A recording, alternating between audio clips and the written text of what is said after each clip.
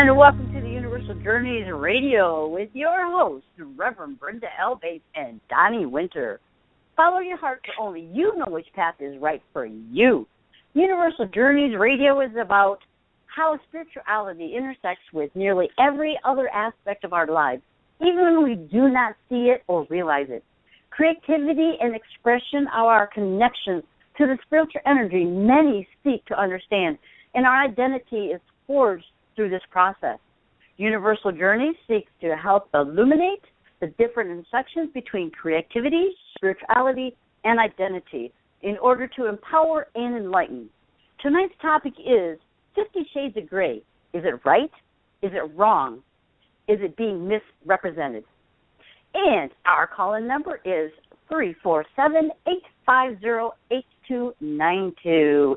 Welcome, Donny. Hello, Brenda. How are you this fine evening? Good, and how are you? Oh, I am peachy, enjoying the snow. Snow, yeah. I'm just glad it isn't snow. It's colder than all get out, but, hey, what can you say, right? I know, right? So, the Shades of Grey. Now, I understand that you have never read the book or watched the movie. Correct, but I've done quite a bit of reading on it since it's been so popular in the tabloids recently. I know what you mean there. I definitely know what you mean. I've also had a lot of friends who've been consistently talking about it, so I felt the need to try to make myself informed about what it's about. I would have to agree with that. There are things that I've kind of heard through the grapevine, and we've talked about. My friends and I have talked about. And then when I said I was going to do my first show on this, I got some really cool insight on some of the things that Christian Grey either did or did not do right, and how this all comes into play. So, first of all, what do you think about it? I think this movie and the books, I'm not as familiar with the books, but I am more familiar with the movie. I think it is a very interesting exploration of a bunch of different things. First and foremost, I found it to be very interesting. It portrays a very interesting representation of women's sexuality and the different boundaries there are between male sexuality and female sexuality, and in general the human relationship, the modern day human relationship, I'd like to say. Additionally, I think it brings up some interesting questions about gender male stigmas, which I would like to talk about a bit later. And I read some very interesting articles about the whole concept of give and take relationships and the whole idea that this movie could trigger bad memories regarding sexual abuse. I thought it was a huge melting pot of information, and it was kind of difficult sorting it all out, but I'm hoping that we get to tonight. Well, and for me, when I first heard about the book, the series of books actually, because I believe there's 3 or 4, I think it's 3, but the series of books, within the series of books, to me it was like smut, okay, just the sexual, fantasies and everything else, and then also the subservient woman, and being manipulated into doing different acts and different things from Christian Grey. And Christian Grey, in a manner of speaking, was very manipulative in certain areas of the book and the movie. Mm-hmm. Again, I found that to be an interesting examination of both genders and their role in a relationship, because in a lot of ways this relationship isn't even a real relationship technically, but it also is kind of like a forced relationship, I'd like to say.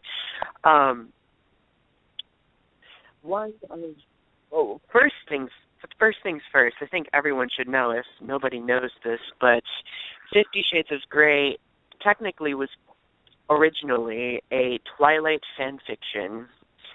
And I thought that was very interesting because even Twilight has some intriguing ideas of the relationship and both of the gender roles in the relationship. And for those out there who do not know what Twilight is, what is Twilight? Twilight was originally a series of books written by Stephanie Meyer. It's very popular with the teenage audience, and there's been movie adaptations made of it. It's a story about this female character who falls in love with a vampire, Edward Cullen, and throughout the course of these books, there's a lot of different transitions and relationship boundaries that are broken. It's been a long time since I've read Twilight or watched the movie, so I'm a little bit foggy on Twilight. I think I've watched a few episodes of that, and it is quite an interesting thing. But I didn't know that the 50 Shades of Grey book or movie was based or at one time with them or with that series. So that's an interesting take on it. For the most part, these acts that are happening or have happened within the book series and within the movies, you're like, oh my gosh, are we going back into the Stone Age where men have to be dominant over women, let alone the rich over the poor, if you want to call it that. I mean, those are things that I was looking at. I'm like, and it upsets me because it does have to do with abuse. Okay? It does. And it's like, okay, what's going on there? Why does this guy think he has to be so dominant over this woman? And why does he try to have to manipulate her by the emotional process? As we know, women have that issue. And it's not saying that's a bad issue, but it is an issue that we don't do very well. And it can be used easily. So, and those are and the interesting thing. Sorry, I didn't mean to interrupt you. The interesting thing about this movie in particular, this story, is I think it could be argued that in a subtle way the woman has power over the male as well. So again, it goes back to that different balance between the two genders, and this movie kind of compromises that balance that we're normally used to in westernized culture, Well, and it does talk about the BDSM community. And I think with some of the stuff that I've researched, that it's not a great portrayal of them. I'm not too familiar with the BDSM subculture, but I have heard from many friends who are that it is a very poor representation. And unfortunately, poor representations in the media lead to a lot of misinterpretations and quick pass judgments that aren't necessarily positive, which we've seen many times in the past, I'd say. I would say that, and I've coming from the area that I'm coming from over here or in Michigan, is you see some of that abuse. You see the opposite side of that these guys do, take it the wrong way. They do go to extremes with women, and the women don't know how to really get into that and change it. They just know that particular mindset. And with that particular mindset, that's not a good thing. And watching this movie, you could say, oh, well, they're doing it. Why can't we? And I'm going to take this to the extreme. But that's not what this society is about. Subculture, I'll call it subculture, but this culture, it's not about that. Most people don't realize that there are rules of consent and understanding when it comes to the BDSM subculture. And I know a lot of people who see this in the media, they're like, oh my gosh, we should do this, but they don't really realize that I mean, it's not necessarily about the sexual acts or the domination or submissiveness. It's about the intimacy and the trust shared between two people engaged in that kind of situation. Exactly, and that's what they don't understand is, and even in the books it talks about a contract. Well, technically that contract is not a contract that the dominant individual or the dom they call, it's not their contract. It is the contract of the submissive to say, okay, this is what I'll allow, this is what I won't allow, and this is my, safe code or safe thing. And what this society, not this society, but what the general public does not realize is the dominant is responsible to take care of the welfare in the mental process for these submissives. They have to be there. They have to protect them. They have to take care of them. One interesting question that I came up with when examining that the whole idea of a contract was, should relationships be defined by my larger question above that is, what defines a relationship in this context? Because I know in the movie, the submissive, the character played by, what was her name? I cannot remember her name off the top of my head. Anastasia is the character's name. Mm-hmm. But my question was, because she seems adamant about pursuing a relationship with Christian, but he doesn't seem to want the same type of relationship that she wants. So, I don't think the movie covered well enough what necessarily defines a relationship in this type of context. What do you think about that? Well, and I have to agree with that because that tells me right there that it goes into the emotional aspect that she wants, because she believes that this is going to be some regular, in the end it does, but some regular relationship. Exactly. So you have this, but it's like, okay, he's like, no, this is what he was taught from a very young age, which is another aspect too, because from what I understand in the book, it states that his mother's friend got him into this scene when he was very young. And I've been told that that's a no-no, because he cannot give consent of this because he's still a minor. Mm-hmm. How young was he? 15. Oh, wow. Yeah, that is really young. 15. Wow. So, so this is what he grew up knowing through all this process. When you do something like that to a young person, that's all they're really going to know. Mm-hmm. He was a little demented through this through the series, and that's where the little bit of a jealousy came in, which you're not supposed to have, and a little bit of the manipulation, which is not a part of that social group, and it's just those are some of the key things that were popped out there, saying no, you're not supposed to do that, and that's part of that contract. That's all. Exactly. Part of that. Now, I sincerely believe that an audience, I'm the kind of person, when I go watch a movie or if I am investigating something that I am not used to, I always go into that situation with an open mind. And I think a large part of the population really, they're not well informed about the BDSM subculture. So if you are unfamiliar with it, I would strongly suggest researching it and learning about it before making any sort of judgment or assumption based on what you may have heard.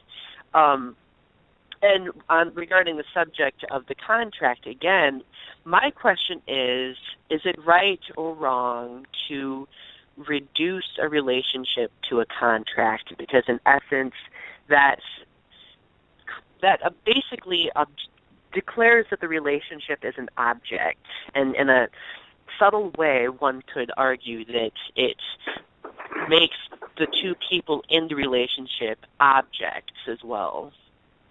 Mhm. Mhm. Well, and I mean, when you go into something like this, you basically know what you are. Are you, basically know that you're submissive or not, or a dominant. The personality traits, even though some may say, I don't think so, but the personality traits are there. So you know that. I mean, if okay, I'm gonna put myself on a limb here. People know me, they would probably say that I would be a dominant because I have that strong demeanor, and it's like, okay, but so I mean, you kind of know that. However, there are different types. You can be a submissive and you can be a dominant, but not necessarily, and it goes back and forth. So, not to put myself out on a limb either, but I guess I would consider myself both. And most people, when they meet me, they assume that since I'm small, that I must be submissive. But that goes back to people's idea of gender stereotypes too, because everyone bases the whole idea of gender stereotypes on the taller person being dominant and the shorter person being submissive, or the more outgoing one being dominant and the more introverted one being submissive, and I think people have a difficult time breaching those different constructed stereotypes. Mhm. Mhm. I would say that, and it can be a little hard to distinguish because, I mean, you look at me. I mean, I'm only 4'10", okay, and I would say the same thing with some people. Think, oh, she's short, she could be, a submissive type of deal, but that's not the case. Not the case. So it seems as though, Brenda, that we are hobbit-sized or cuddle-sized. Yes, definitely, definitely. But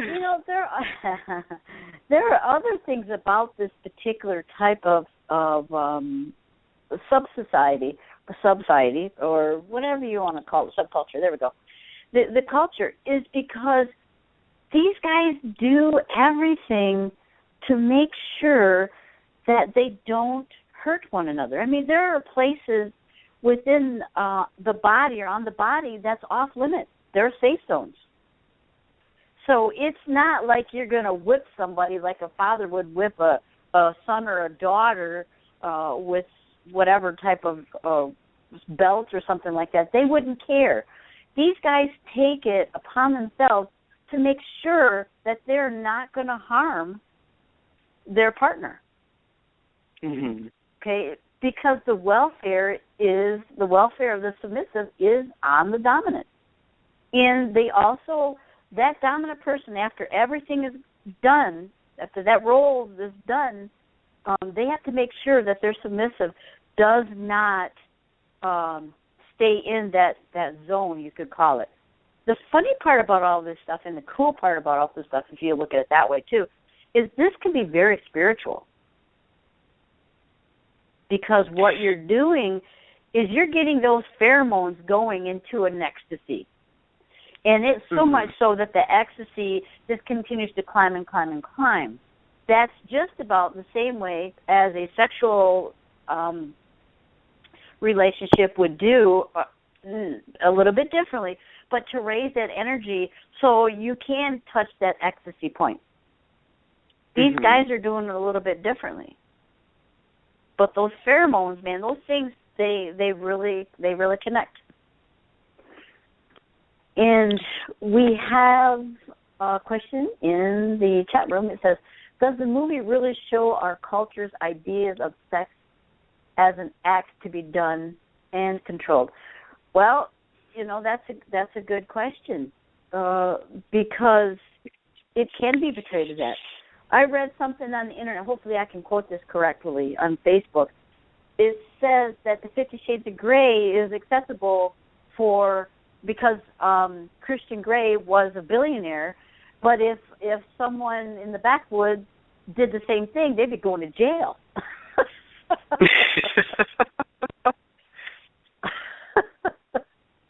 I would have to agree with that.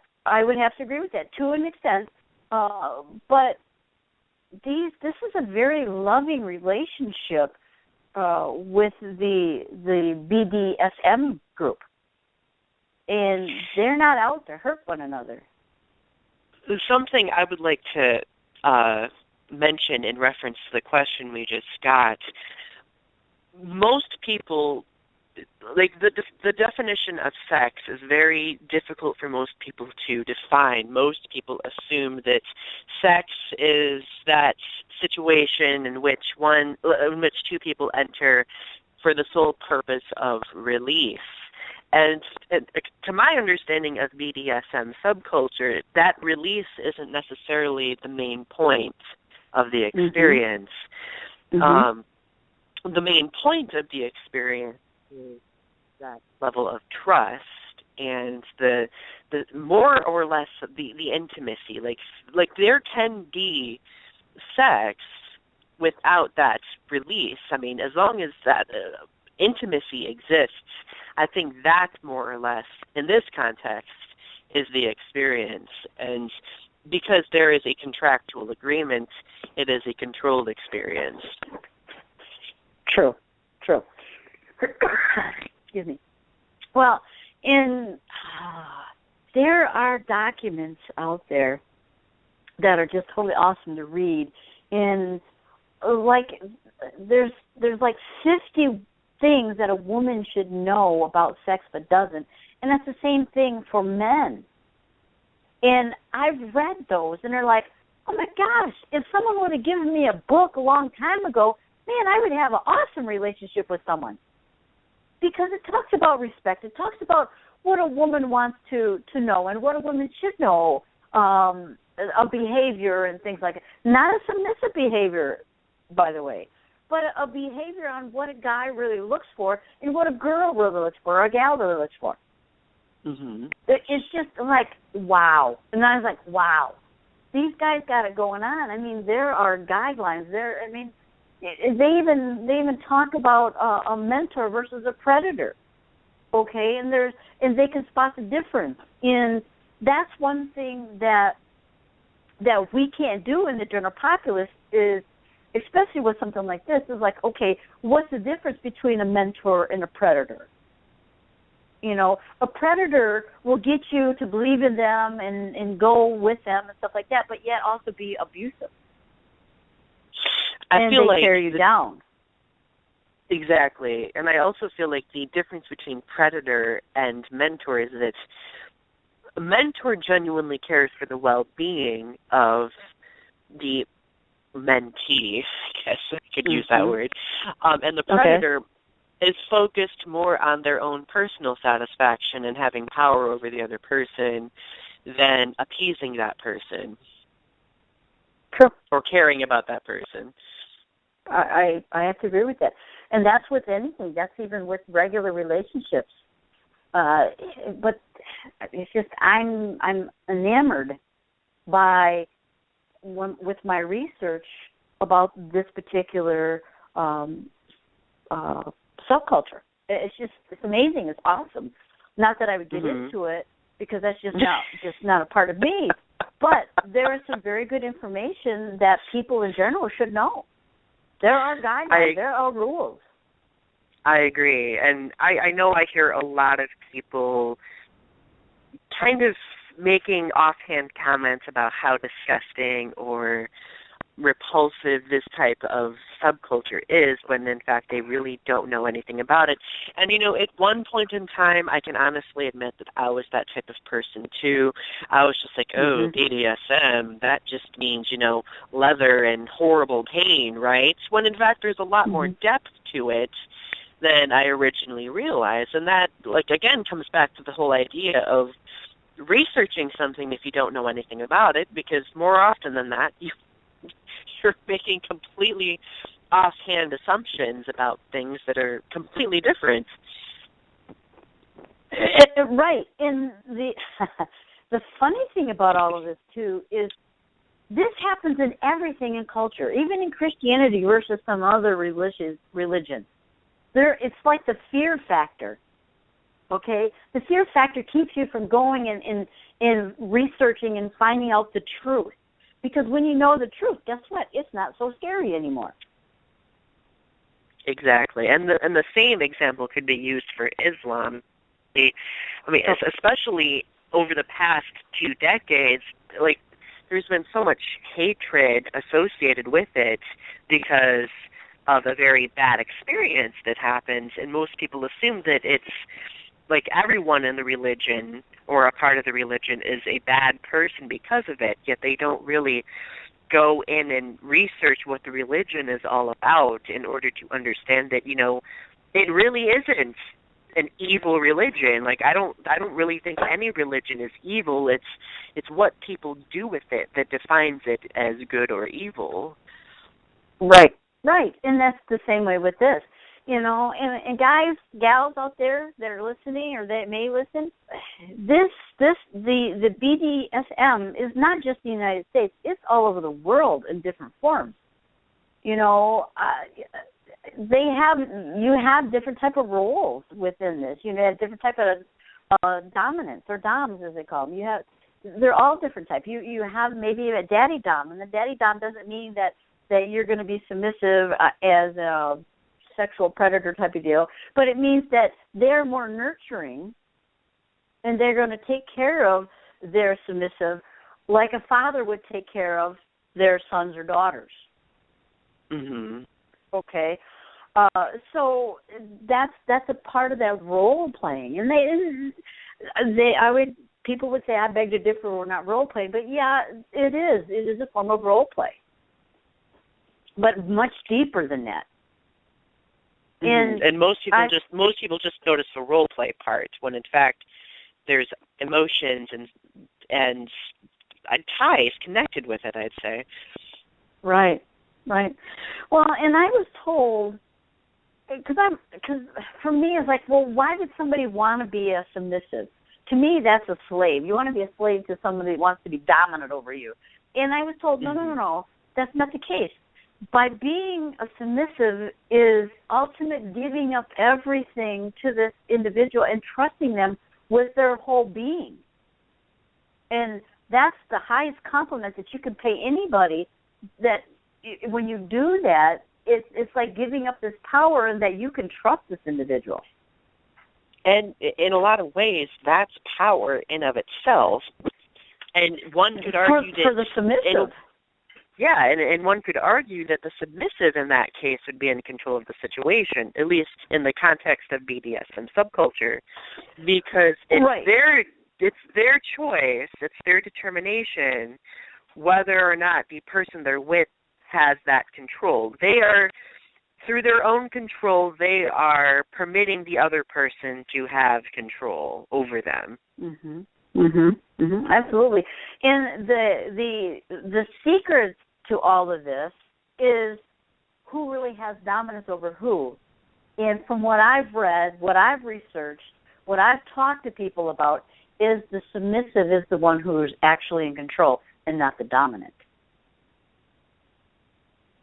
I agree. Go into more detail about that. That is interesting because in a lot of ways that defies our society's idea of relationship stereotypes. Right, because everyone, the word dominant, you're the dominant one, you're the one who's the controller, you're one. But technically, within this particular, BDSM society, that's not necessarily true, because that contract is made up by the submissive to say, again, control. This will I accept. I won't. This one is like, maybe, we need to talk about that. And that's another thing, too, is before they go into this stuff, they get to know each other. It's not just like, I got you, here you go, you mine now type of deal. But they get to know each other. They take a little bit of time to know each other and to see if they're a fit or if they're a match. So this is not something they just go out and do, like an abusive boyfriend or abusive husband or whatever. I mean, yeah, they may woo the young girl or the young guy, depending on, the male or female who is trying to be the dominant. They may woo them, but in actuality, they don't really give a crap as long as they're dominant over those. But I'm telling you, in these type of relationships here, the submissive is the one in control, because the submissive can tell that dominant, this is my safe word, this is my word. So I've gone too far.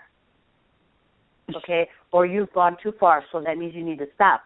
The responsibility of the dominant is to say, okay, now I need to watch my submissive, because if there's signs that my submissive is going to another area that's not good for that submissive or my submissive, I got to get him out. I got to stop that role play now. Because there are psychological things that have happened and will happen, in someone's life that is like, okay, you can't touch that area. And that's what these guys look at. They make sure they don't go there. Mhm. It's all about being conscious. Absolutely. Absolutely. So it's like, no. So to go back to the book and that stuff, I'm sorry.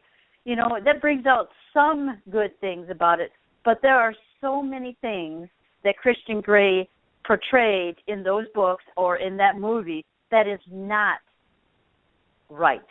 That is not right. It does not go with everything that goes on there. And what they did is they romanticized the movie or the book. And that got everybody to go, oh, I got it, oh. And I'm like, really, guys? Come on. And they definitely over-sexualized it, too. Yeah.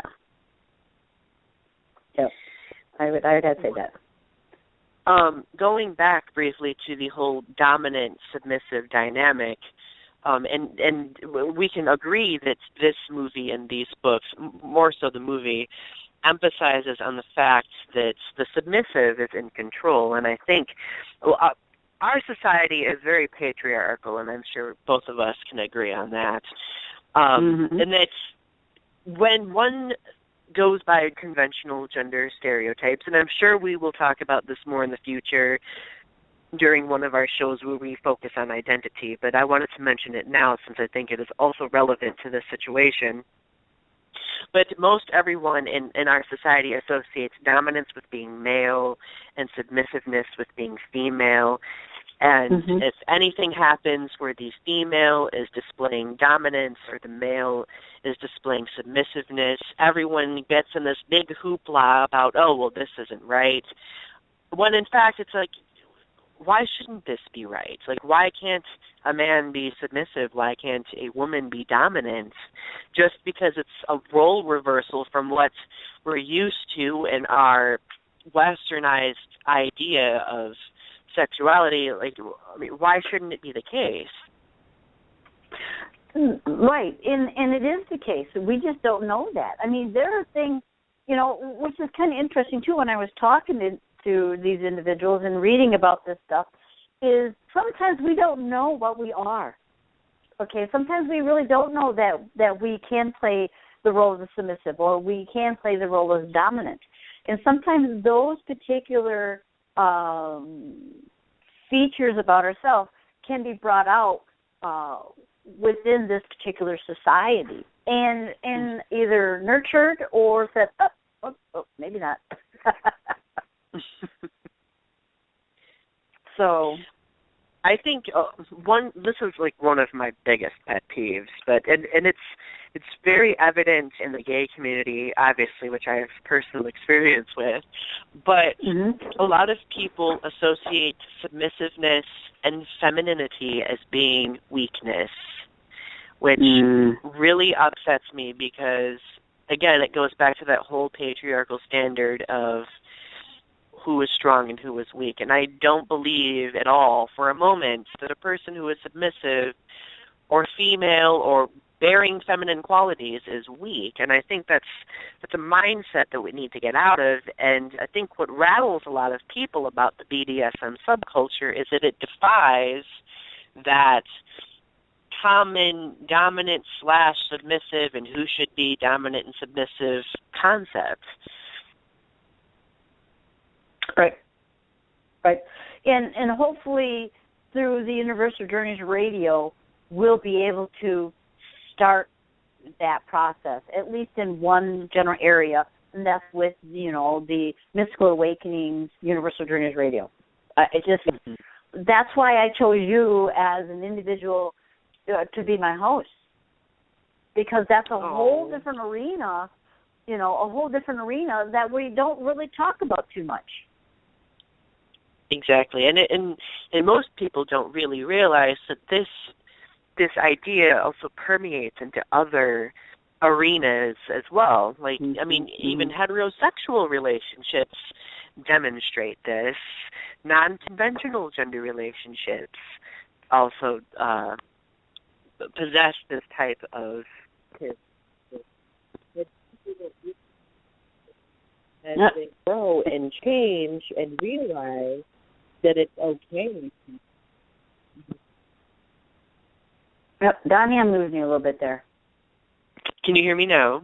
I can hear you now. You're kind of muffled there. Okay, sorry about that. Most people don't realize that there is no line, that there is no boundary between genders necessarily. Gender is more fluid than people realize. And nowadays we're veering away from that whole idea that there was a line between the two. And I hope we go into more detail about that in the future too, because it's very interesting to examine. Yeah, because it does roll over into the next thing. I mean, lifestyles, relationships, spirituality. I mean, all of that stuff. I mean, look, and I'm sorry, my whole base is spirituality and religion, so it kind of comes together with all this, and you see some of these things even in the Bible. So, with the submissive, male dominance. Okay, only the males can do this or that or whatever. Oh, crap. Most of the stuff that happens or will happen or has happened or whatever you want to call it, women have just as much right to that. They get more information sometimes than the men do. I completely agree.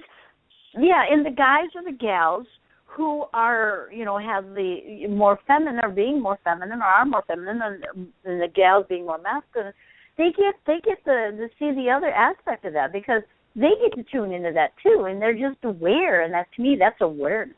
Completely agree with you on that. So I'm going to switch back just a little bit about the pheromones. The pheromones that are produced once during these acts,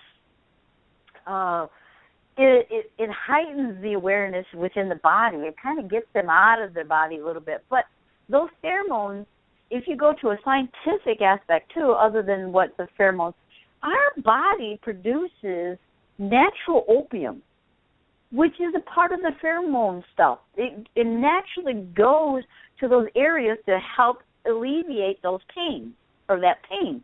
So if you can imagine what actual opium does to us, like, woo, get this out there, and like, woo, we're seeing these things. Sorry, I couldn't help that one. I love your noises. Thank you. But the opium within the body that's produced does that for us too, just like the pheromones. And that's why when we do take opium, we're so addicted so quickly. Exactly. And so in a relationship like this, though, it's in more regulated amounts, of course. Absolutely. Absolutely. And so you're getting this kind of spiritual awakening, in the manner of speaking. And it's different than most. It's just interesting. I mean, it is all interconnected in an interesting way, of course, but it definitely interconnects. I firmly believe that each one of us, we have our own unique energy about us, and this type of relationship, I mean, I guess this could be used to reference all relationships, but when we're in that intimate setting, we're kind of lowering our shields and allowing the other person to enter our personal space, to enter our bubble, and I think those pheromones and that energy contributes to it, because I mean, there's trust that has to be involved, and I think a lot of the trauma, especially with people who suffer from sexual assault, is the trauma from that. I mean, it's that personal space, that inner bubble that's being breached. Not only is it a physical breach, but it's a spiritual breach. Absolutely. And I think that's why some people have a fear of letting go of control. It's that fear of unknown. It's that fear of, oh my God, I'm not going to be in control of anything, and how is that going to be, and I'm going to be weak, and I mean, all crazy stuff goes. Exactly. All crazy stuff. I found myself, it was interesting while I was talking to some individuals on the subject, is when they mentioned something, that triggers something in me. It's like, oh my God, I can't do that. I'm like, wow, that's a recognition there. Okay, that's a recognition. That's interesting. But that's not what this individual had, because she or he allowed that control to be gone. And in a way, like one could, like we were talking about earlier, one could argue that giving that control is control. Yes, very much so. I mean, I couldn't imagine me giving up my body and everything else to allow someone else to control it and take it to where they believe that they want it to go, or something like that. It's just, I don't know. That would almost make me go hyperventilate. That's the same here. But yeah, that's like, whoa. I think this also goes beyond like intimate relationships as well, because for a lot of us, and I can speak from personal experience, whenever we're confronted something that seems kind of scary or uncharacteristic of something that we do, we instantly go into the realm of, oh, I can't. Like, I raise those shields and I'm like, nope, I can't do that. Boundaries set, distancing that completely. And then, like, as I've grown, I've realized that doesn't give me control necessarily. That honestly lets the situation control me. However, if me owning the control over the situation is by just allowing it to happen and leaving that situation with a new understanding, if that makes sense. Right. Well, and it is. And that right there is where the spiritual part comes in. Okay, is saying, wow, I really did this. It's like going past this fear. You know, there were some things with me with fear of doing certain things, but once I said yes and I pushed through that, I mean, it opened so much more. It's like, whoa, I'm connected. I'm exactly. Connected. Most people don't realize that, like, those boundaries kind of put us in a time bubble. Like I will use my own personal experience. For example, after I graduated from college 3 years ago, I was like, you know, I don't need to go on. I just need to stay put and work and do all of this stuff. And I basically raised a bubble around myself, and everything kept progressing outside of that bubble. But within, I became very stagnant. And it was that fear of continuing my education that caused me to do that. And I'm the kind of person that believes that everything happens for a reason. But at the same time, I understand now that fear that I had was what held me back for that amount of time. Yep, I totally agree. Yeah, I totally agree with that, because we all have this fear base within us, and these guys here, they know that, they realize that, and they work beyond it. They work to break those fears, you know, to a degree. Again, the safety matters very much to them. You know, the safety and the protection of each other, they know that. But some of the things that Christian Grey has done or did or, that manipulated her thought patterns, her energy, her whatever, and that was wrong. That was wrong. Mm-hmm. I have a friend, and forgive my friend out there for me saying this, but she said that she would rather shoot Christian Grey in the face because of his ignorance and stupidity and the way he was acting toward her. Mm-hmm. And the way he was treating her. I say kudos to that. Because this young lady also needed to be nurtured in a way that, okay, you can be this strong individual, but you can also be a submissive. And he manipulated her. What is it? He manipulated her, and he stalked her at work and everything else. That's not what these guys do. Exactly. That's completely uncharacteristic of BDSM subculture. That's more like stalker-esque predator behavior there. Exactly. So it's like, okay, so you're throwing this other stuff in there so these guys or gals can think that, okay, I'm going to do this and control this, and because you see it every day in society. Every day you can see true. something like this. We don't need any more of it. And unfortunately, when people see this, it perpetuates it. Yes, it does. Granted, it depends on, I feel like you and I and our listeners as well, that we're the kind of people that go into situations with open minds.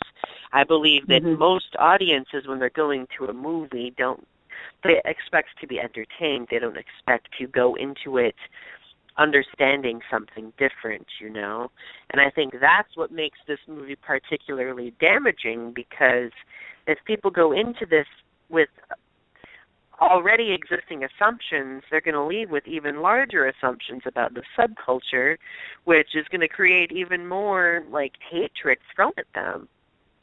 Mm-hmm.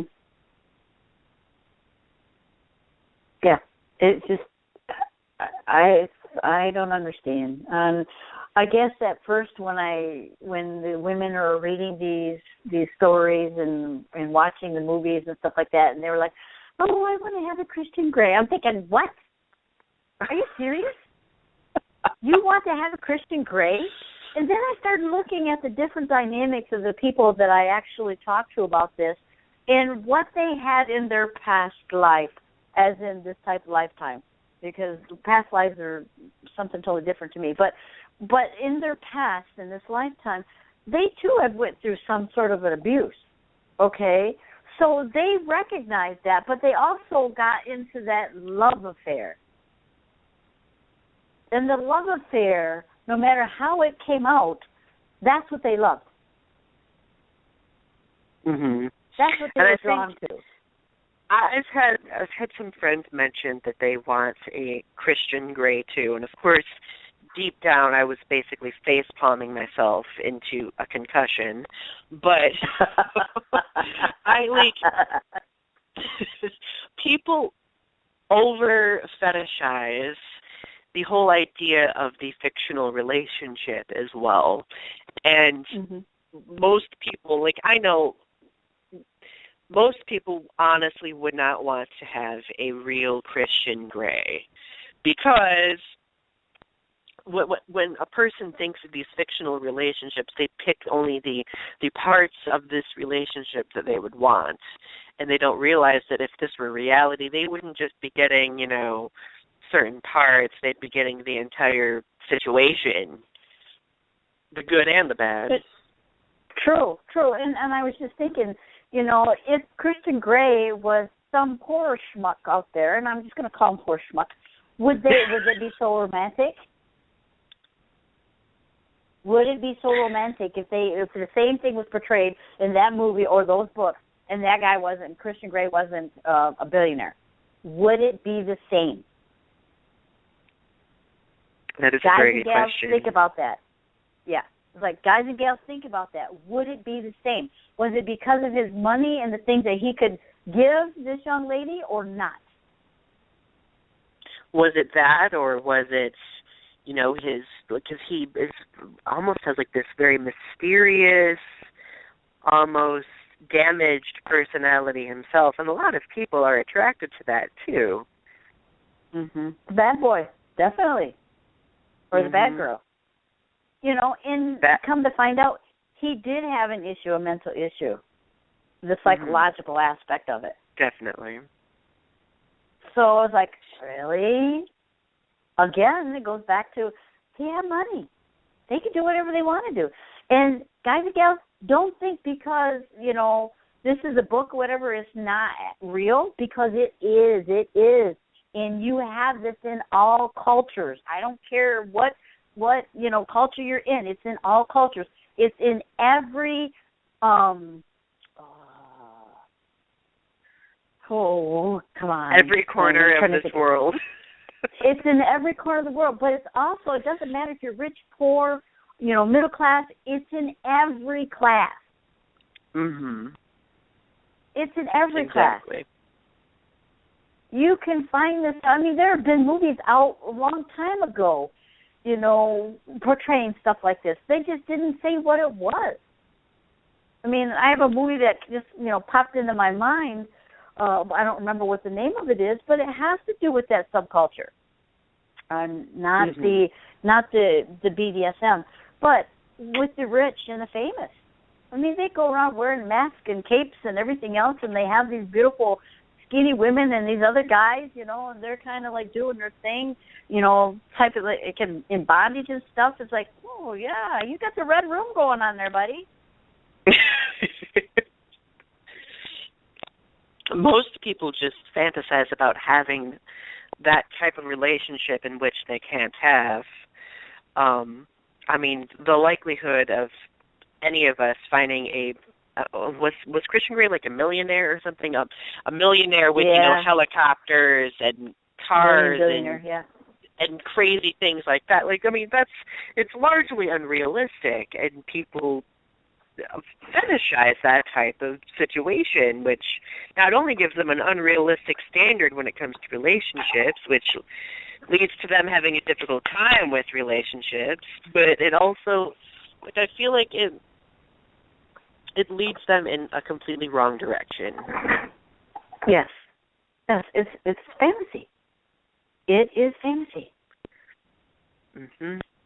You know, and it takes a very special people to be able to do things like this and to respect one another without hurting one another mentally and also physically.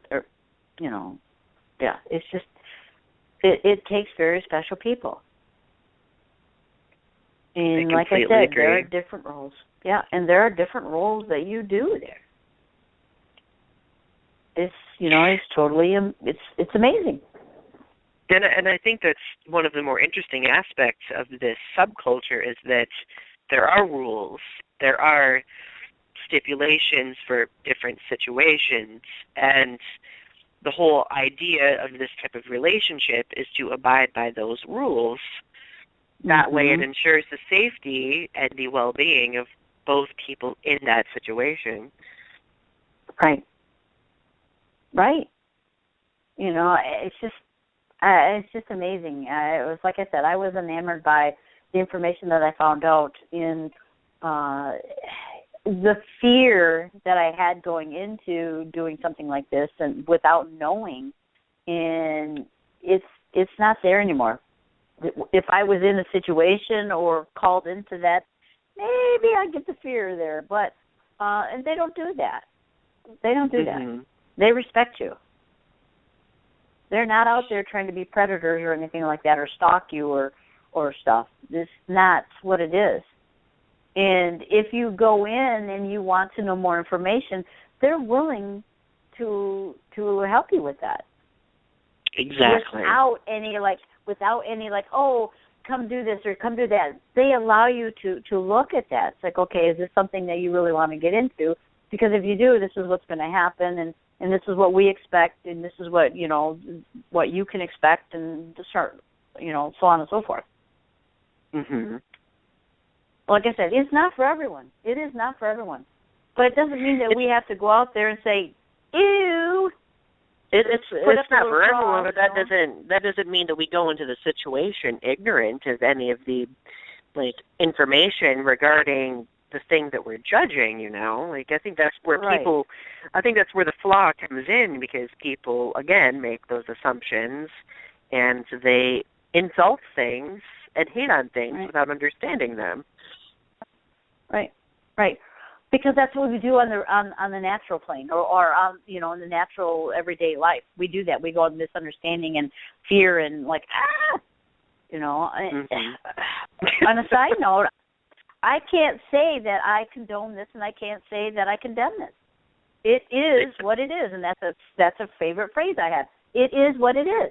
I'm in the same boat with you. And it's like, okay, you do what you do, I do what I do, and that's fine. I accept you for who you are. You're a human being just like I am. You may have different ways of looking at things and different ways of doing things. It doesn't make you any less human. Mm-hmm. So I was like, phew. Well, we're going to take a break real short here. I mean real short. And then we'll be back. And, again, our phone lines are open. If you want to call in and start discussing some of this stuff, or you just want to get your opinion out there, that's awesome. Our telephone number is 347-850-8292. And you'll be talking to me, Reverend Brenda, and Donny Winter. And we'll be right back after this. And welcome back to Universal Journeys. Am I listening to something here? Am I good? I don't know. But your host is Reverend Brenda and Donny Winter. Welcome back. Here we go. We're back. We know you missed us. I hope we're back. Oh, that's too funny. So, with that said, I hope you've enjoyed what we've been talking about. And again, our telephone number is 347-850-8292. You can call in, you can listen. We even get the chat room open, so we are taking calls. So, do we have another caller on the line who would like to come in? Let's find out. Hello, caller, you're on the air. Hello? Hello. Hi. That's you. There was somebody else on the line, too. So, okay. We'll go back and let them go back. Maybe they're shy. I'm thinking they're shy. Okay. So, all right, Donny, where do we leave off? What is it do you have anything else that you want to talk about in this next hour? Okay, so last hour we left off on the consensuality of relationships of this context, and we were talking about the assumptions that many people make about BDSM. I'm going to use your word because I love it so much, subsiety. And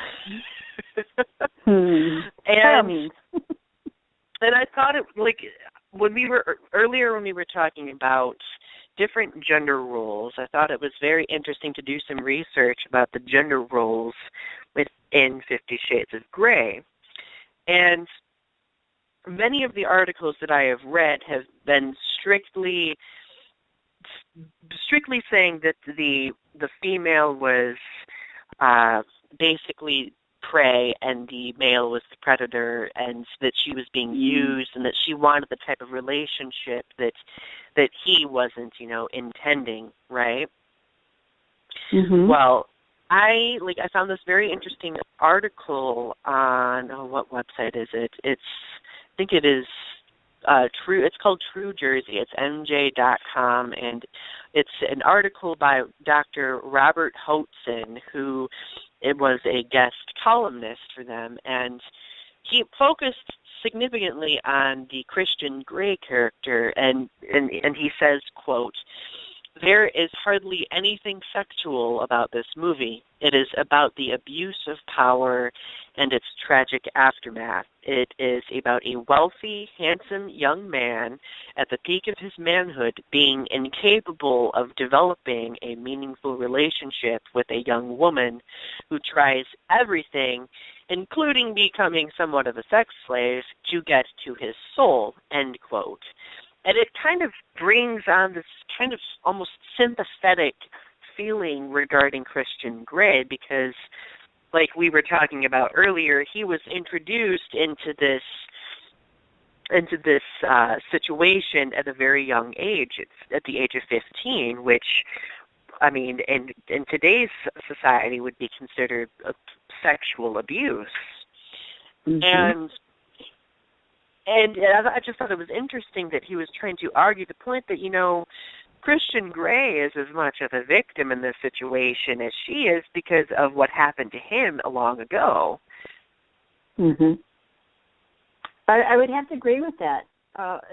And another interesting part is, why did Mom let that happen? Why did Mom let that happen? This was her best friend. I completely agree, and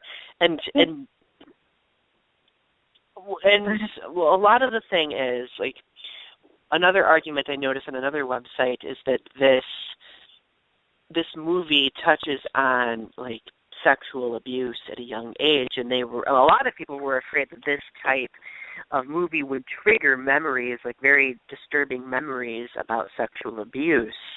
I haven't necessarily read anything about people actually experiencing this, but many people were worried about it.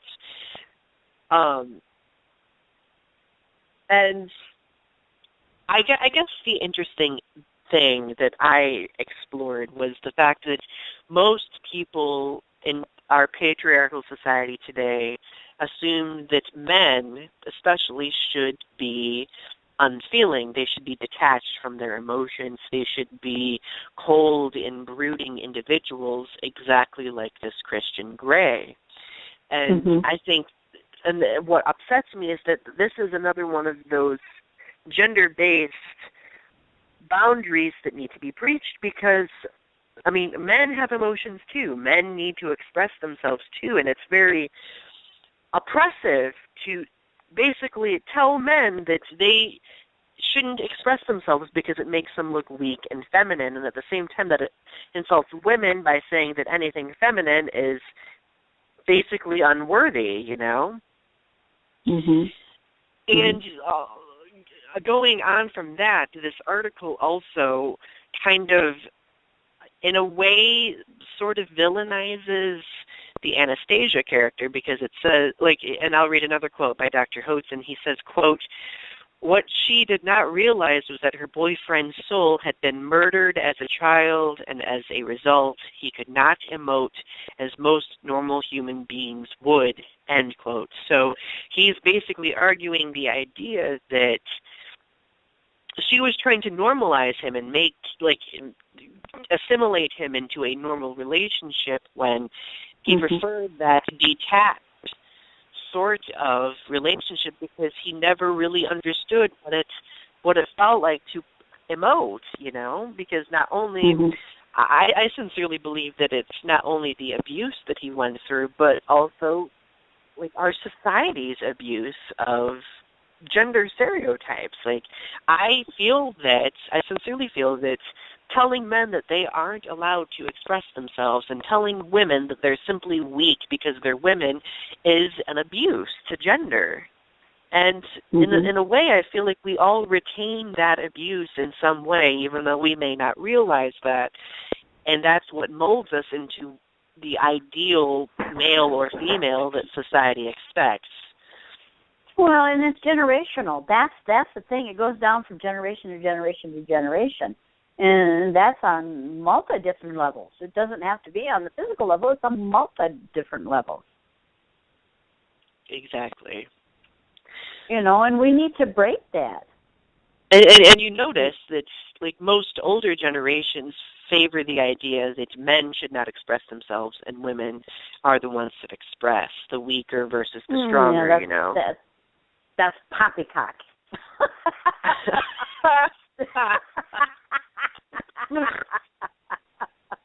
Sorry, that's just the word that popped out there. Oh my God, that quite possibly just made my day. But that is, I mean, using that expression, that's poppycock. That's crazy. Because men need to show that, like you said, that feminine side. Women need to show that masculine side. But also, with that said, is there needs to be balance. There needs to be taught balance or shown balance. Because you could go way over to one side and way over to the other side and not have that balance, and that could cause havoc within the spiritual frame of things. Exactly, because most people don't realize, and okay, so you know how much of a Star Trek nerd I am, right?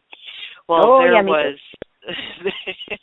was this one quote. This is a horrible quoting, but the Patrick Stewart's character quoted this in Star Trek: The Next Generation, that when one point of the chain is broken, everyone is irrevocably damaged by that. And I believe that society damaging people based on the type of, stereotypes they want them to abide to, that damages everyone, and that spills over into other aspects of a person's identity, not only the spiritual identity, but the social identity.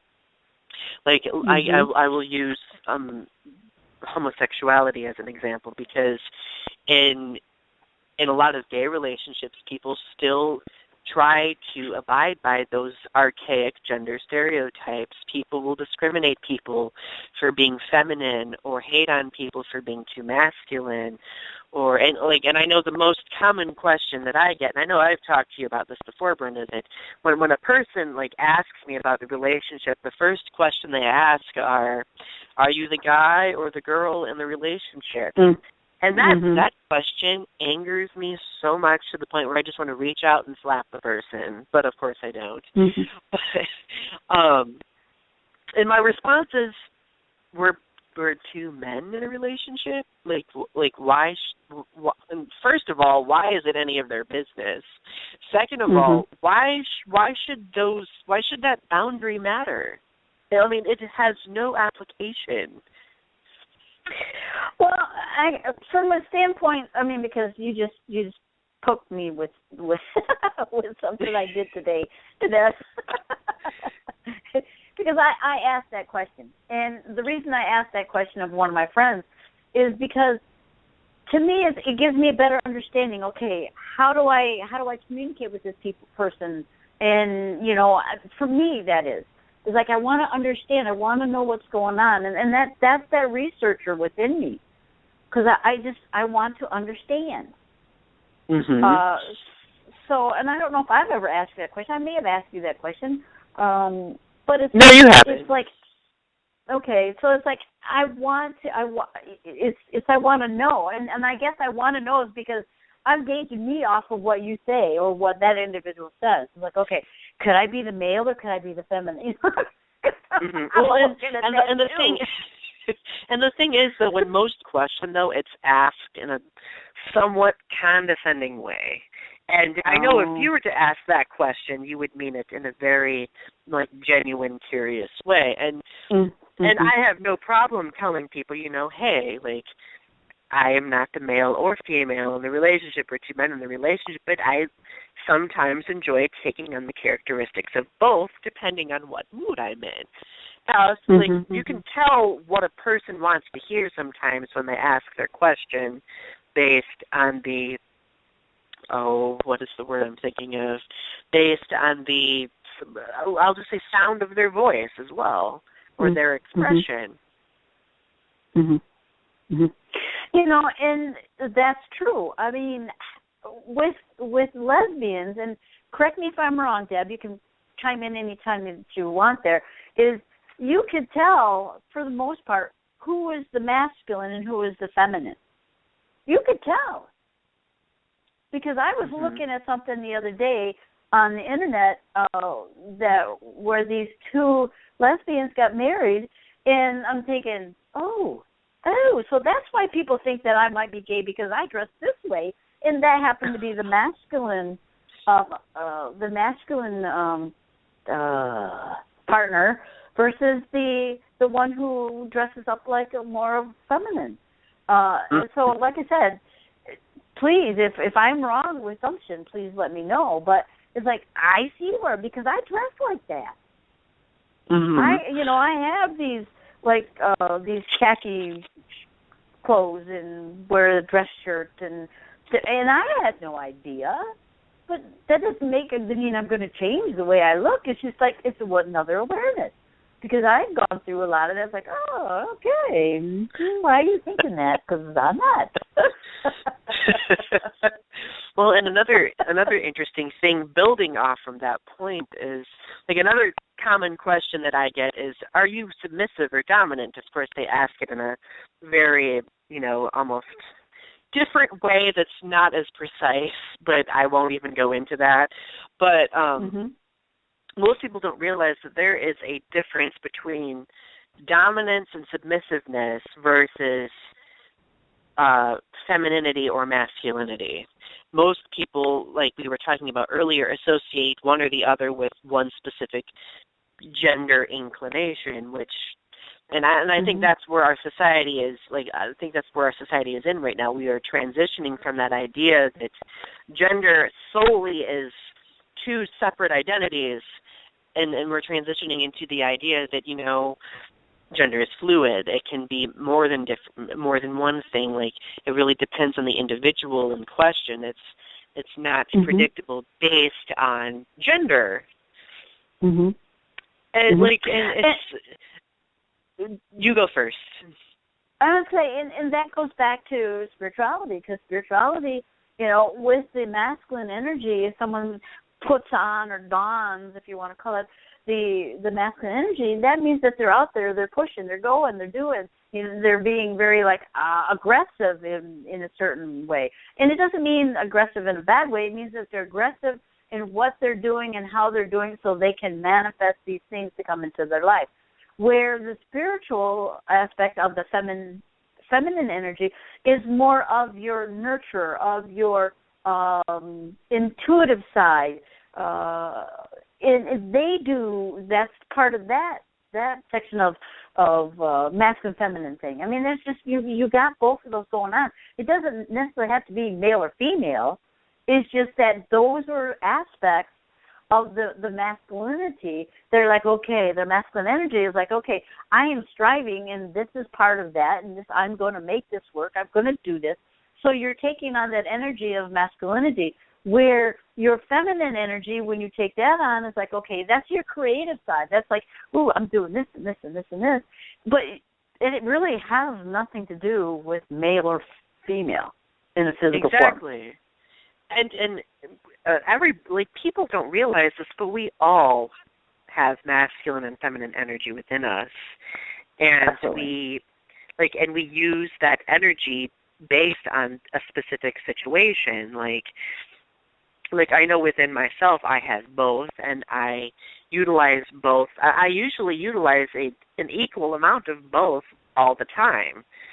But the line here is that people don't see that.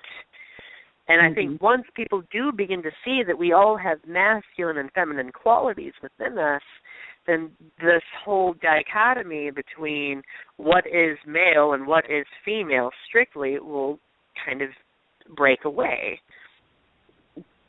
Yep, and it will. Where we come into an issue and have problems with is when they're on the other opposite ends of the spectrum. And I don't mean by equally opposite. I mean, like you have the pendulum, and it goes from the center and it goes way over to the one side, say masculinity, and that's all they do. They cannot recognize the aspect of the feminine. Okay, exactly. They're not coming back, and that's the same way with the feminine side. You go way to the feminine side, and you take on those traits and everything else, and you don't understand what it's like over here on the masculine side. So the thing that we all need to try to do is try to balance that. Where at times when you need to go over to the masculine side, you can, but not way over. And then if you need to go to the feminine side to understand, you could go over there too, or use that creativity. But the balancing process is what we really need to focus on as a society in a whole. Yeah, that's what we need to focus on. And I think if people recognize it as a spectrum as opposed to a line separating the two, it's a lot easier to distinguish. Like, I know sexual orientation often is based on a perceived, well, not perceived necessarily, but a theorized spectrum of varying degrees of attraction, and I think that's the exact same with gender. I mean, people's gender, can vary. Yep.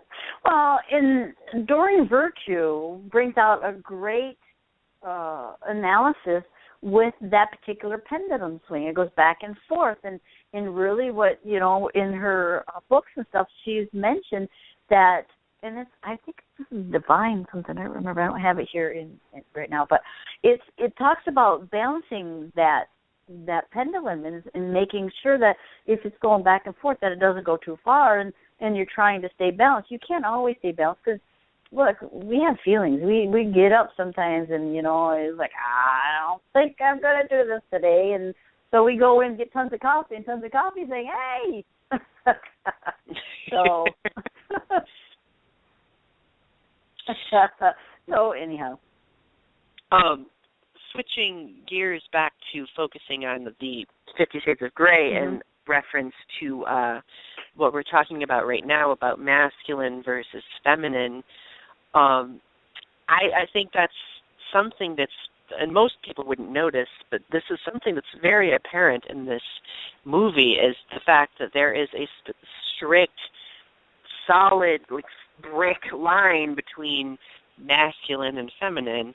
And I have a couple more quotes from Dr. Hotzen, by the way, that I wanted to insert in here about stigmas associated with gender, like the male gender. And he makes the comment, quote, "I'm hoping that psychiatrists, psychologists, social workers, and other mental health professionals will view this movie and weigh in on its psychosocial and psychosexual implications. The toys that Christian Grey possessed, like, women, cars, helicopters, ropes, chains, and handcuffs, etc., never brought him peace, security, or satisfaction. They exasperated his profound loneliness, which can be traced back to his childhood, when an adult's sexual abuse isolated him from the rest of humanity and made him feel shame and guilt. And not only," end quote, by the way, "not only was it the adult sexual abuse that made him feel shame and guilt, but it's also society's idea of how men should express themselves. Men who express themselves should feel guilty. Men who try to express themselves should feel guilty and shameful for expressing themselves because that's not what men do. Instead, as in this example, men use toys like cars. I don't like the fact that he put women in the category of toys in this quote, but I mean, it could be argued that that's what this kind of situation is eliciting, is like objectifying women as well. But it's saying that men use these different outlets in order to bring a sense of peace, of security, or satisfaction, when in fact it doesn't. It fails to produce that effect. It does not create a sense of peace, security, or satisfaction at all. It's a very cyclical thing. Like, men try to cope with these things by grasping onto these different objects, but they end up realizing that it doesn't give them any sense of fulfillment, which I think that's what makes this character very emotionally dysfunctional. Interesting concept. I found it interesting too. That's all I can say is I know I just basically threw out like a ton of like word vomit there. I apologize, everyone. I thought the quote was so interesting. Oh, I don't even know where to do anything with that one. I have one more quote from him that may help, though. So this will conclude my Dr. Hotzen quote spiel. He says, quote, had Christian been able to trust one of the principal traits taken away from a childhood abuse victim, Anastasia, perhaps he could have come around. Unfortunately, that never happened. He continued to live in his isolated world. So in the movie, we see that Anastasia clearly wanted a normal relationship with him. But since he had never really been exposed to that kind of normality because of the situation he went through and because of society's gender, stereotypes, like he remained isolated. And in a way, I find that to be very tragic because he never really understood what it felt like to break away from that security bubble that I was talking about earlier. He never broke away from that, and not only in a way does that hurt him, but that hurt Anastasia as well. And I think that happens a lot today too. A lot of people experience relationships like that.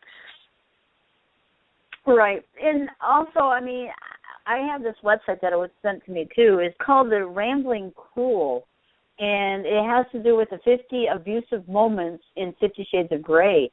And they've pinpointed these things. It's okay, the first one is Christian Grey is a stalker. Seriously, he that's what I mentioned earlier, was a stalker. And then he immediately becomes possessive of Anna. And that's even before they were a couple. That's a no-no. Okay, that's a no-no. Mm-hmm. And it just goes there. The manipulation, the intimidation, and making her feel the way she did on the first date, and then he warns her away, and it's just crazy stuff. This is crazy stuff. But it goes back to the whole objectification idea, because referencing BDSM culture, there is no concept of objectification. It's two consensual people agreeing to do this type of thing. But in the movie, it seemed to hinge more on the objectification of a character, which I think is wrong. And again, that, according to my interpretation, is another poor representation this movie creates on BDSM subculture. Mm-hmm. Mm-hmm. Since we're at this point, I have a caller who would like to say something. How's that? Let's bring the caller in. Shall we? Okay.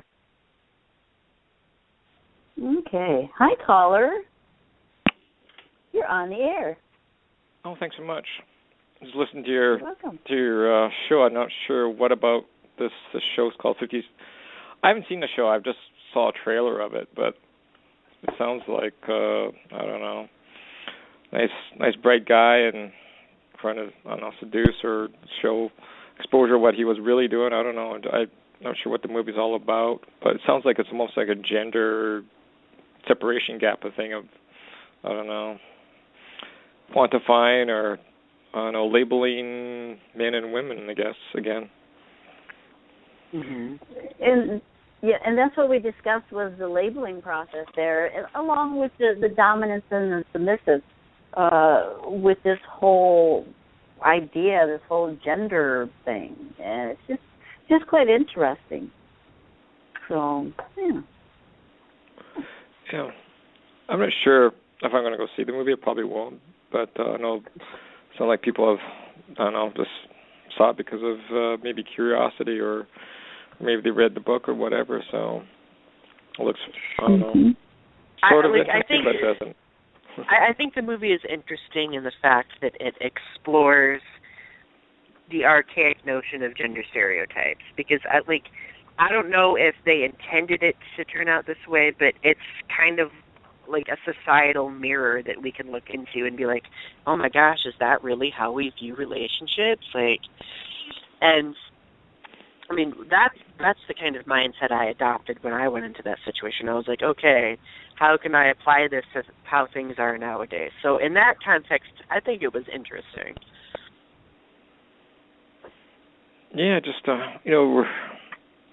we're going into, we're supposed to be growing into this spiritual realm of knowing ourselves. I think we just when we're born, we really don't know who we really are, and we just kind of learn through, I don't know, falling down and getting up again, or just not doing anything about it when we get to our youth years and pass beyond that too. We just form those habits and stereotypical things in our mind of what we're supposed to be doing. So it kind of baffles me, because I always go back to the thing, when people retire at 55 or 65 years old, they usually die shortly after that, because they didn't know what their purpose was. So that's very interesting that we don't even have a book or some sort of anything like that. It's just like basically on our past family values from past before that's handed down, or it sounds like this is what the movie's kind of about too, right? It's like passed down behavior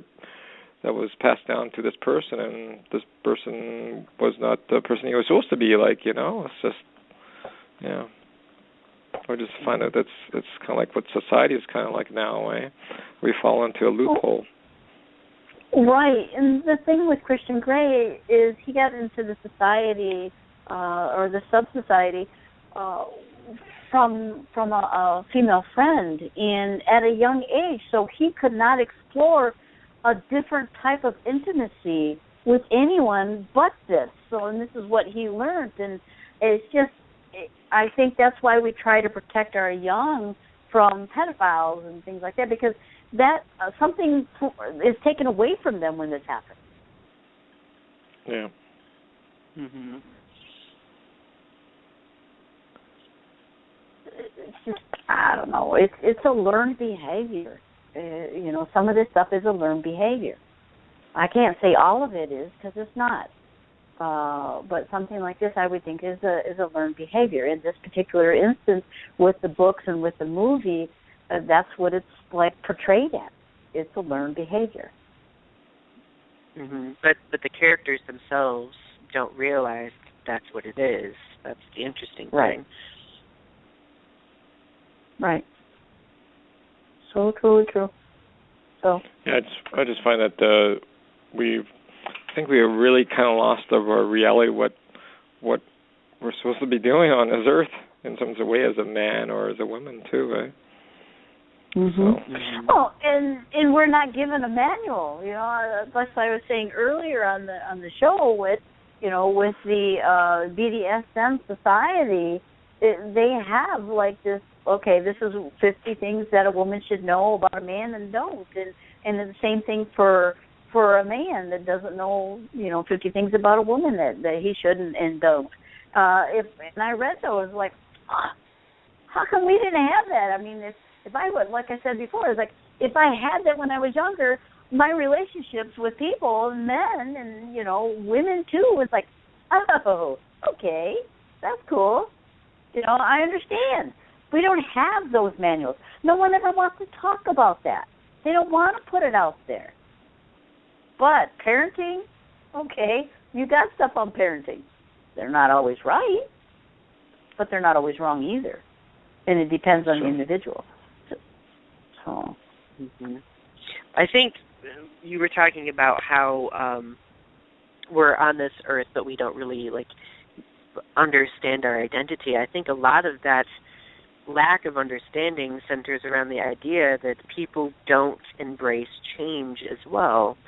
Because, we can look at it from the past few years, how the idea of gender itself has changed. Now people are being more inclusive of transgendered individuals, people who are transitioning between genders.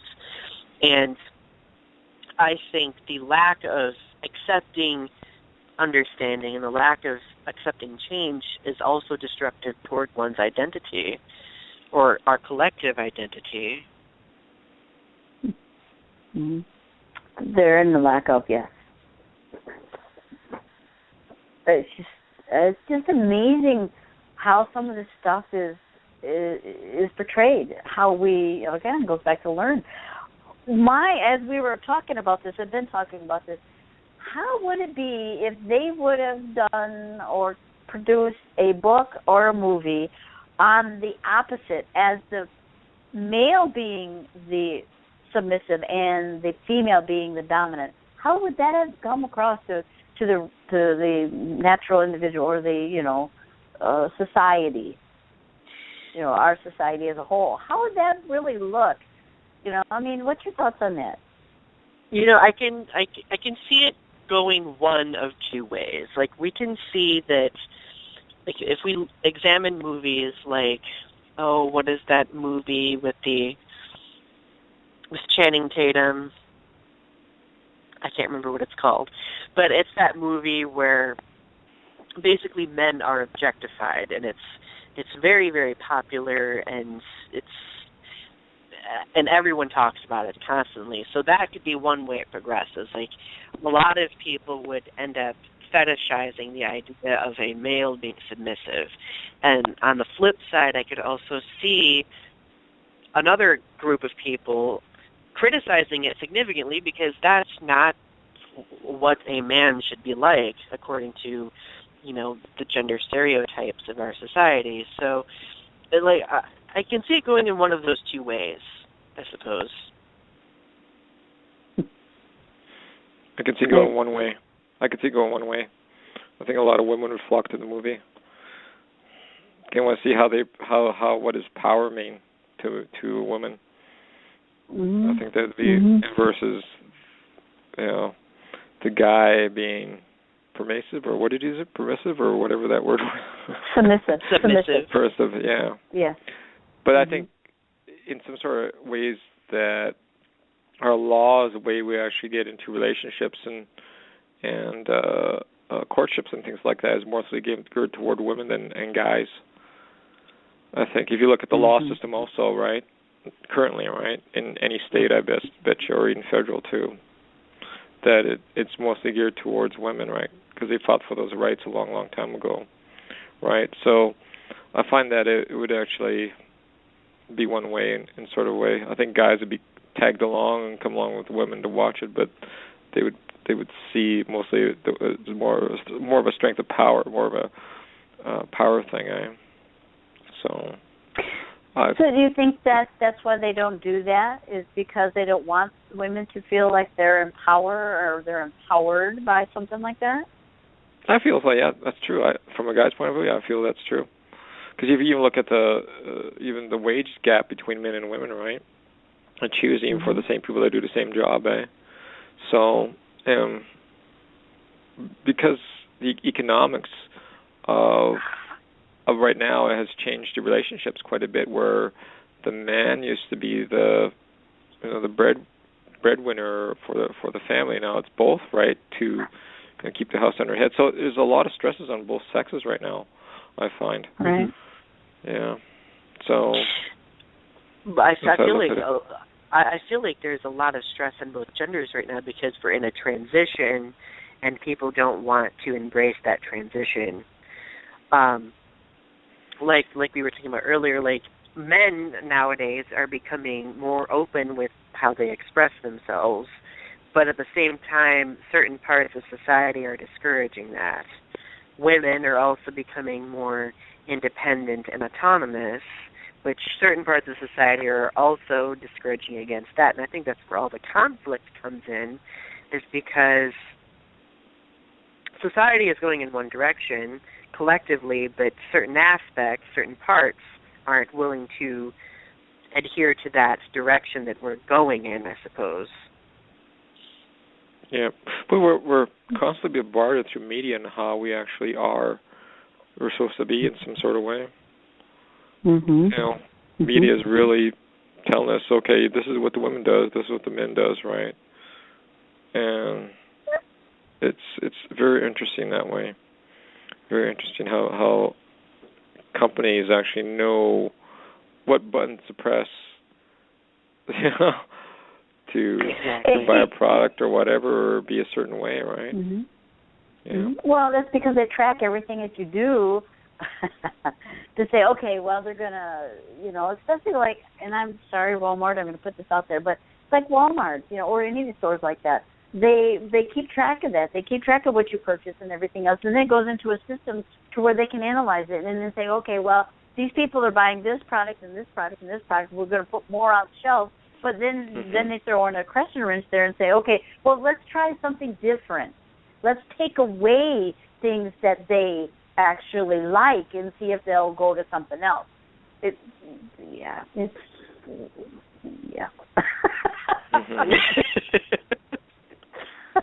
crazy.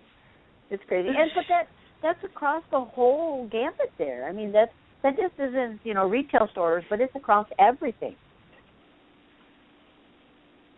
Yeah.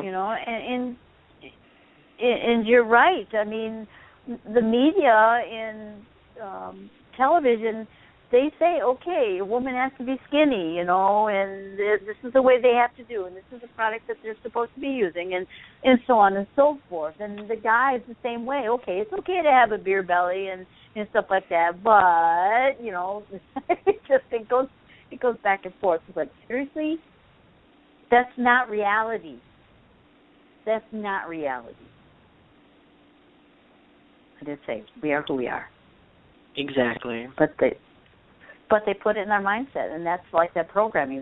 They are programming us through television, through radio or whatever, and that, the same way with us, I guess, of the way we should think or do or act. Like, I have to go back to my favorite word tonight is poppycock.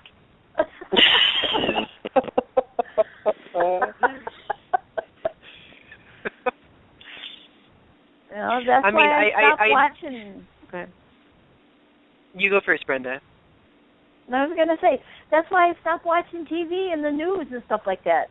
I don't want to see that stuff because they don't tell you the truth. I'm sorry. They don't tell you the truth. They tell you what they want to put out there. Okay, I'm done. I completely agree. But I do have to admit that we should give credit. I mean, there are some media outlets who are trying to break these molds that have been cast over a long period of time. I mean, there are certain good aspects of the media. I still think a large portion of the media appeals to these archaic, especially these archaic gender stereotypes, and I feel like that this movie, for example, 50 Shades of Grey, is pretty indicative of that. Mhm. Yep. When I saw it and the trailers and some of the other things, and I talked to these gals and guys, and it's like I'm going back in the Stone Age. Not that far, but I'm going back to times when the men was very dominant. They did do this, and that kind of got me inside. Like, oh no, we got to stop that. No, can't do that. Can't do that. Can't go back there. We've come this far. We don't want to go backwards. And that's what it made me think, that with all this coming out, that's what they were trying to do. And they were trying to do is like put it in the psyche. Okay, this is okay to do this. Mm-hmm. I also think a lot of the responsibility lies within the audience too. If people, like, one could argue that this type of movie also depicts these gender stereotypes in a way where we should notice them and try to change them. I don't think most people would notice such things when going to the movie, because movies are mostly intended to entertain, But I think if people went into these situations realizing that, okay, I'm going into this with an open mind, and I need to see everything from a macroscopic perspective, that things would change more easily if that were the case, if people were conscious of such things.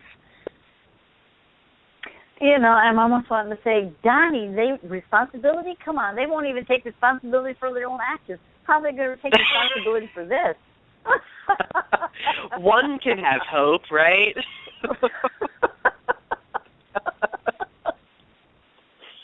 If I could wish one thing on society today, I would wish that people would learn how to take responsibility for their own actions and not say, oh, this person made me do that, or that person made me do this, or the devil made me do this, and, so on and so forth. I mean, come on, guys. You did it. Fess up. People are always casting someone else because I just feel like I feel like it comes back down to that fear, that insecurity that we were talking about earlier. People don't really realize that their fears can often be destructive if they don't take the time to introspect and understand those fears. Mhm. Mhm. Well, and taking responsibility for your own actions, that's huge. Mhm. That's huge. Exactly. If I do something or say something to someone else because there's something in me that's triggered, it's not because of them. It's because of something in me that was triggered, and I need to work on me, not them. Exactly.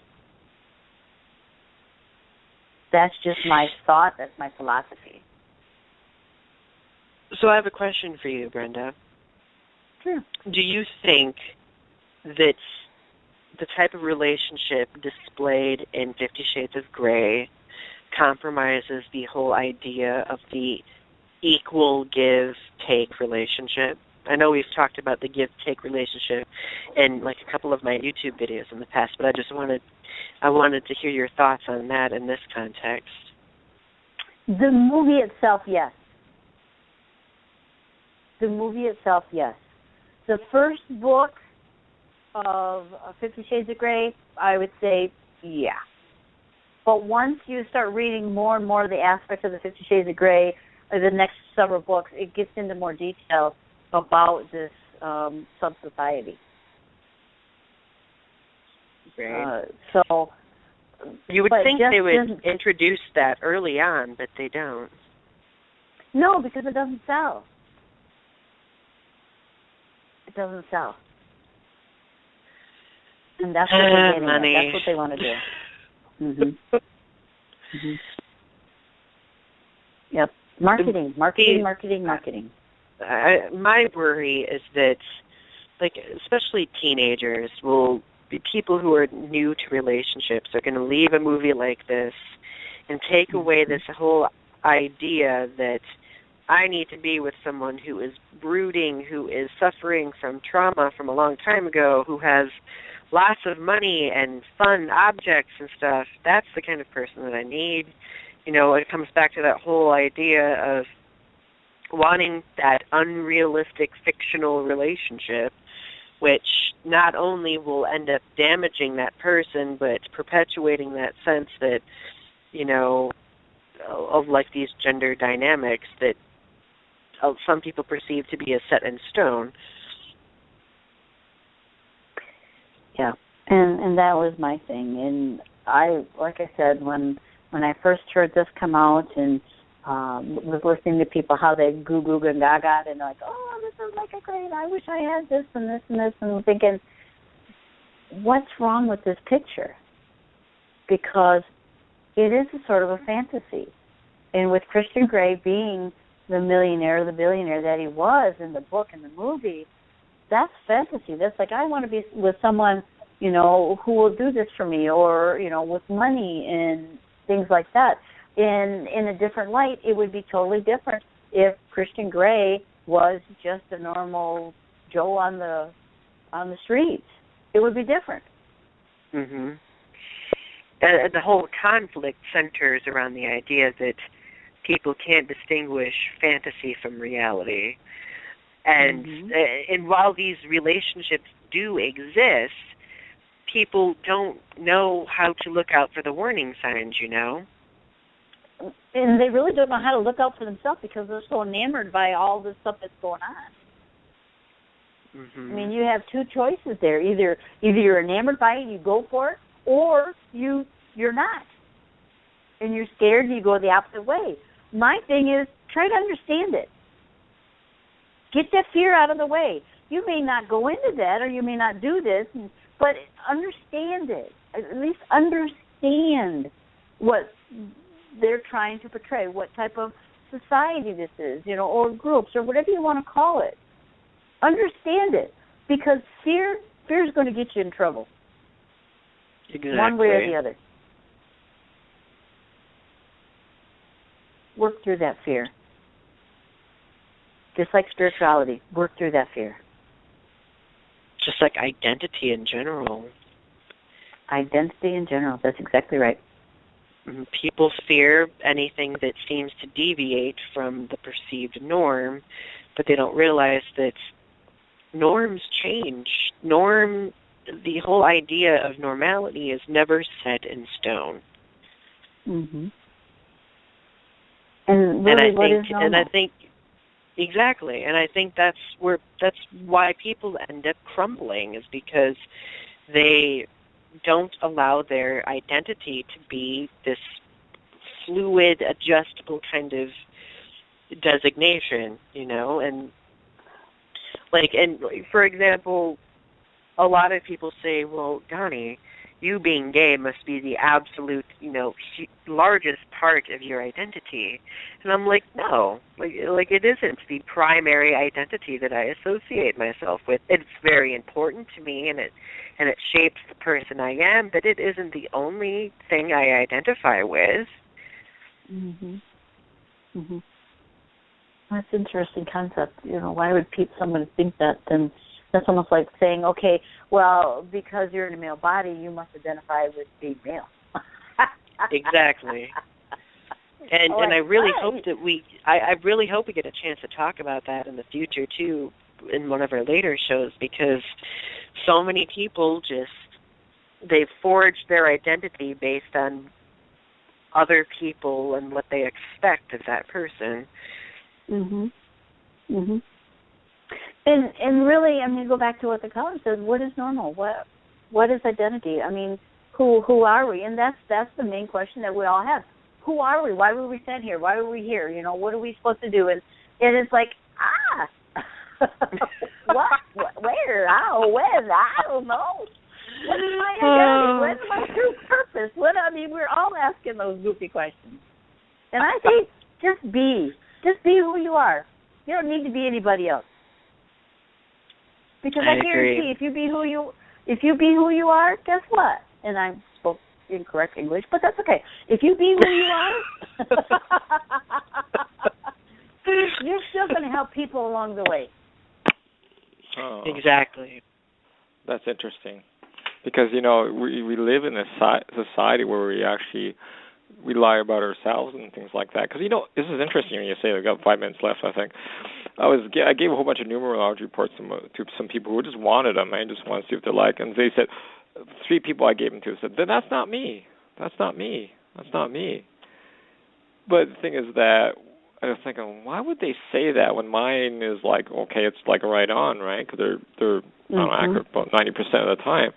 Is that they keep projecting a lie to other people or outside themselves, and this is their truth. This is what they are, and we're like that as a society.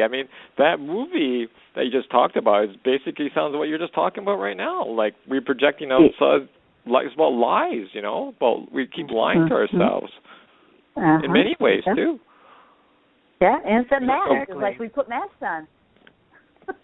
Yeah. Okay, 1 minute I want you to see who this is, I'm this way, and another minute I was like, okay, I'm putting this mask on so you can see this, and just be you. Just be you. We don't know how to do that anymore. No. People don't realize that it's the adventure of exploring who you are and accepting who you are that's the most lucrative experience, I'd say. Mhm. I think sometimes society we're not allowed to do that. If you're working for something, that's a job, right? You really can't tell the customer to take off to the Great White North. It's like something like that. But if it's and then in personal, it's like when you how we actually go into relationships, in some sort of way that we actually don't tell the truth until later on in a relationship. We kind of like fluff it over. It becomes that insanity relationship for a couple of years or whatever, how long it is, that we keep projecting on like, oh, happy faces, and never talk about anything that's really meaningful. Just like, oh yeah, let's do that. You know what I'm saying, right? And I think that's yeah. And for me in a relationship, I'm asking 20 questions or 20,000 questions. I just don't ask one. I ask a lot. But I also expect them to ask me a lot because I try to be open as much as I can because I want you to know the real me. That's me right up front. I want you to know the real me. Am I a bugger? Yeah, you betcha I'm a bugger, you know. But I'm also very inquisitive, and I want to know things, and I want to, you know, I was like, and for me, being who I am, being sensitive and stuff like that, don't lie to me because I can see it. They don't get it. Exactly. They don't get it. Like, don't lie to me, okay? So, you know, it's like, hey, if you can't accept me for who I am, I don't want to be with you. I can't be with you. Because, like, you know, what is your name, by the way, caller? First name? Jay. Jay, okay. Jay, so it's like... Jay. Yep, J-Y. got that, Jay. It's like... yeah, I just lost my train of thought when I asked that question, but that's okay.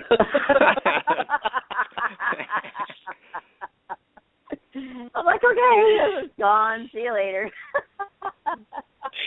It happens to the best of us. It does. But it's like, look, I want you to know who I am type of deal. And if you can't tell me that, how can I trust you?